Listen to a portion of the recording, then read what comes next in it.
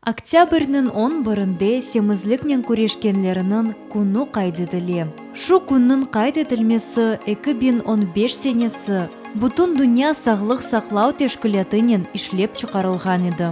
Оларның esas мақсады семізлікнен көрешкен инсанларға нормаль чекіге етмек, вешу чекіде қалмақ ярдым етмектір.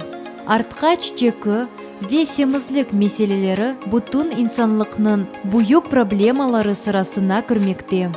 Афсуски, инсанлар içinde семізлік меселесі ингишаф етсе, бұтын дүния сағлық сақлау тешкілятының фікіріне көре 2030 сенесі Авропада яшаған инсанларының ярысы шу хасталыққа оғратыла біле.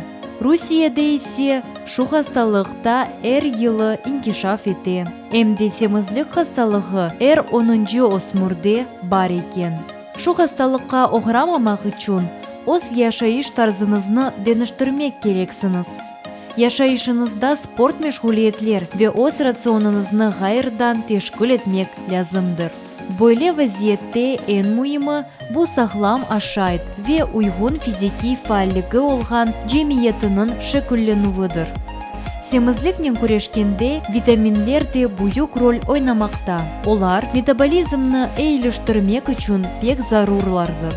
Иммунитетіңізде бір витаминлер эксік олса, екімлернен қонышып, вүжудыңызда етішмеген витаминлернен темінленмек керексіңіз.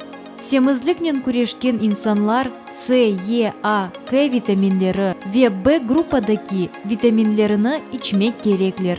База витаминлер есе қаныңызны нормаль севеге кетіріп, сізні кереклі чекіге кетірір.